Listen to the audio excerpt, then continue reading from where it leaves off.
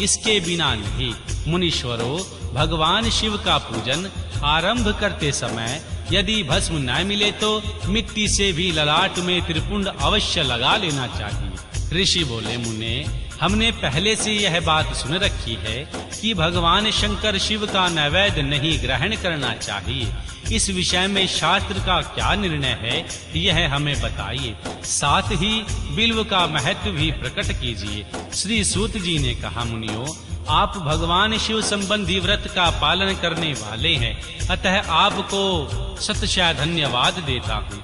मैं प्रसन्नता पूर्वक सब कुछ बता रहा हूँ, आप सावधान होकर सुने। जो भगवान शिव का भक्त है वह भीतर से पवित्र और शुद्ध है, उत्तम व्रत का पालन करने वाला तथा दृढ़ निश्चय से युक्त है। वह शिव नैवेद्य का अवश्य भक्षण करे। भगवान शिव का नैवेद्य आग्राह है, इस भावना को मन से निकाल दे। शिव के नैवेद्य को देख लेने मात्र से भी सारे पाप दूर भाग जाते हैं। उसको खा लेने पर तो करोड़ों पुण्य अपने भीतर आ जाते हैं। आए हुए भगवान शिव के नैवेद्य को सिर झुकाकर प्रसन्नता के साथ ग्रहण करें और प्रयत्न करके शिव स्मरण पूर्वक उसका भक्षण करें। आए हुए शिव नैवेद्य को जो यह कहकर कि मैं दूसरे समय में ग्रहण करूंगा लेने में विलंब कर देता है, वह मनुष्य निश्चय ही पाप से बंध जाता है। जिससे भगवान शिव की दीक्षा ली हो, उस शिव भक्त के लिए यह शिव नैवेद्य अवश्य भक्षणीय होता है, ऐसा कहा जाता है। भगवान शिव की दीक्षा से युक्त शिव भक्त पुरुष के लिए सभी शिवलिंगों का नैवेद्य शुभ एवं महाप्रसाद है, अतः वह उसका अवश्य भक्षण करे। परंतु जो अन्य देवताओं की दीक्षा से युक्त है और शिव भक्ति में भी मन को लगाए हुए हैं, उनके लिए शिव नैवेद्य भक्षण के विषय में क्या निर्णय है, इसे आप प्रेम पूर्वक सुने। ब्राह्मणों, जहाँ से शालग्राम शिला की उत्पत्ति होती है, वहाँ उत्पन्न लिंग में रसलिंग, पादरसलिंग में पाषाण रजत तथा सुवर्ण से निर्मित लिंग में, देवताओं तथा सिद्धों द्वारा प्रतिष्ठित लिंग में, केसर निर्मित लिंग में, स्फटिक लिंग में, रत्न निर्मित लिंग में तथा समस्त ज्योतिर्मय लिंग में विराजमान भगवान शिव के नैवेद्य का भक्षण चंद्रायण व्रत के समान पुण्य जनक है। ब्रह्म हत्या करने वाला पुरुष भी यदि पवित्र होकर शिव निर्माल्य का भक्षण कर ले, सिर पर धारण कर ले, उसका सारा पाप शीघ्र ही नष्ट हो जाता है। पर जहाँ चंड का अधिकार है, वहाँ जो शिव निर्माल्य हो, उसे साधारण मनुष्य को नहीं खाना चाहिए। जहाँ चंड का अधिकार नहीं है, वहाँ के शिव निर्माल्य का सभी को भक्ति पूर्वक भोजन करना चाहिए। बाणलिंग, लोह निर्मित लिंग, सिद्ध लिंग, जिन लोगों की उपासना से किसी ने सिद्धि प्राप्त की है अथवा जो सिद्धों द्वारा स्थापित हैं, वे लिंग स्वयं हो लिंग।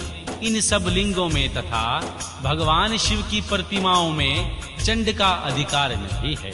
जो मनुष्य शिवलिंग को विधि पूर्वक स्नान कराकर उस स्नान के जल का 3 बार आचमन करता है, उसके कायिक, वाचिक और मानसिक तीनों प्रकार के पाप यहाँ शीघ्र ही नष्ट हो जाते हैं। जो भगवान शिव के नैवेद्य पत्र, पुष्प, फल और आग्राह, यह सब भी शालग्राम शिला के स्पर्श से पवित्र है, ग्राह के योग्य हो जाता है। मुनीश्वरों, शिवलिंग के ऊपर चढ़ा हुआ जो द्रव्य है वह आग्राह है।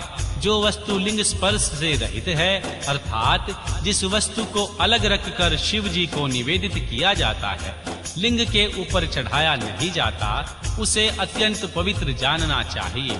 मुनीश्वरों, इस प्रकार नैवेद्य के विषय में शास्त्र का निर्णय बताया गया है। अब तुम लोग सावधान पूर्वक और आदर पूर्वक होकर बिल्व पत्र का महत्व सुनो। यह बिल्व वृक्ष महादेव का ही रूप है। देवताओं ने भी इसकी स्तुति की है। फिर जिस किसी तरह से इसकी महिमा कैसे जानी जा सकती है, तीनों लोकों में जितने पुण्य तीर्थ हैं, वे संपूर्ण तीर्थ बिल्व के मूल भाग में निवास करते हैं।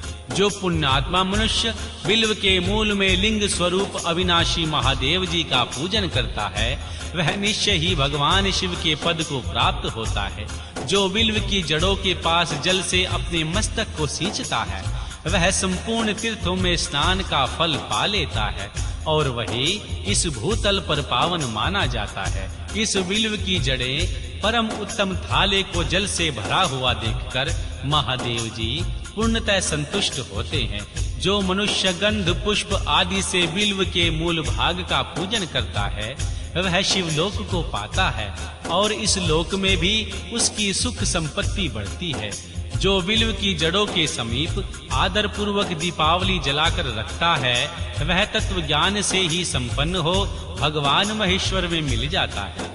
जो बिल्व की शाखा थाम कर हाथ से उनके नए पल्व उतारता है और उस बिल्व की पूजा करता है, जब वह पापों से मुक्त हो जाता है। जो बिल्व की जड़ों के समीप भगवान शिव में अनुराग रखने वाले एक भक्त को भी भक्ति पूर्वक भोजन कराता है उसे कोटि गुना पुण्य प्राप्त होता है। जो बिल्व की जड़ों के पास शिव भक्त को खीर और घृत से युक्त अन्न देता है वह भी दरिद्र नहीं होता। ब्राह्मणों, इस प्रकार मैंने संगोपांग शिवलिंग पूजन का वर्णन किया। यह प्रवृत्ति मार्गी तथा निवृत्ति मार्गी पूजकों के भेद से दो प्रकार का होता है।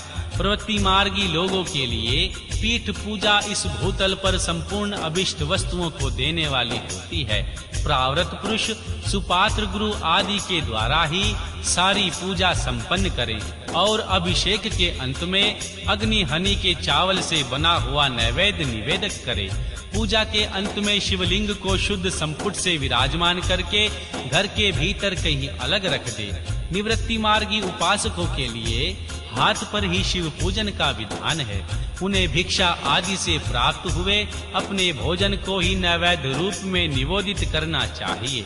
निवृत्ति पुरुषों के लिए सूक्ष्म लिंग ही श्रेष्ठ बताया जाता है। वे विभूति से पूजन करें और विभूति को ही नैवेद्य रूप से निवेदित भी करें। पूजा करके उस लिंग को सदा अपने मस्तक पर धारण करें। अध्याय 21-22 भगवान शिव का नाम जाप तथा भस्म धारण की महिमा, त्रिपुंड के देवता और स्थान आदि का प्रतिपादन। ऋषि बोले, महाभाग व्यास शिष्य सूत जी, आपको नमस्कार है। अब आप उस परम उत्तम भस्म महत्व का ही वर्णन कीजिए। भस्म महत्व, रुद्राक्ष महत्व तथा उत्तम नाम महत्व, इन तीनों का परम प्रसन्नता पूर्वक प्रतिपादन कीजिए और हमारे हृदय को आनंद दीजिए। श्री सूत जी ने कहा, महर्षियों, आपने बहुत उत्तम बात पूछी है। यह समस्त लोगों के लिए हितकारक विषय है। जो आप लोग भगवान शिव की उपासना करते हैं वे धन्य हैं, कृतार्थ हैं, उनका देह धारण सफल है तथा उनके समस्त कुल का उद्धार हो गया है। जिनके मुख में भगवान शिव का नाम है, जो अपने मुख से सदाशिव और भगवान शिव इत्यादि नामों का उच्चारण करते रहते हैं, पाप उनका उसी तरह स्पर्श नहीं करते जैसे खारिर वृक्ष के अंगार को छूने का साहस कोई भी प्राणी नहीं कर सकता। हे श्री शिव, आपको नमस्कार है। श्री शिवाय नमस्तुभ्याम। ऐसी बात जब मुंह से निकलती है तब वह मुख समस्त पापों का विनाश करने वाला पावन तीर्थ बन जाता है। जो मनुष्य प्रसन्नता पूर्वक उस मुख का दर्शन करता है उसे निश्चय ही तीर्थ सेवा जनित फल प्राप्त होता है। ब्राह्मणों, भगवान शिव का नाम, विभूति, भस्म तथा रुद्राक्ष, ये तीनों त्रिवेणी के समान परम पुण्यमय माने गए हैं। जहाँ ये तीनों शुभतर वस्तुएं सर्वदा रहती हैं, उनके दर्शन मात्र से मनुष्य त्रिवेणी स्नान का फल पा लेता है। भगवान शिव का नाम गंगा है, विभूति यमुना मानी गई है तथा रुद्राक्ष को सरस्वती कहा गया है। इन तीनों की संयुक्त त्रिवेणी समस्त पापों का नाश करने वाली है। श्रेष्ठ ब्राह्मणों, इन तीनों की महिमा को सदस्य विलक्षण भगवान महेश्वर के बिना दूसरा कौन भली भांति जानता है। इस ब्रह्मांड में जो कुछ है वह सब तो केवल महेश्वर ही जानते हैं।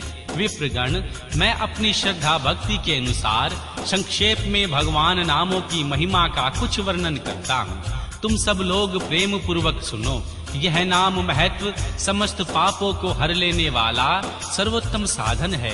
श्री शिव इस नाम रूपी दावानल से महान पताक रूपी पर्वत अनायास ही भस्म हो जाते हैं। यह सत्य है और सत्य है, इसमें कोई संशय नहीं है। श्री शौनक जी, पाप मूलक जो नाना प्रकार के दुख हैं वो एकमात्र शिव नाम भगवान नाम से ही नष्ट होने वाले हैं।